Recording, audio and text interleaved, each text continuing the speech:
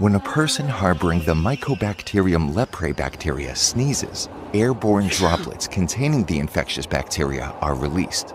The droplets are inhaled by a nearby healthy individual, exposing him to the bacteria responsible for causing leprosy. The bacteria begin to proliferate slowly within the exposed individual.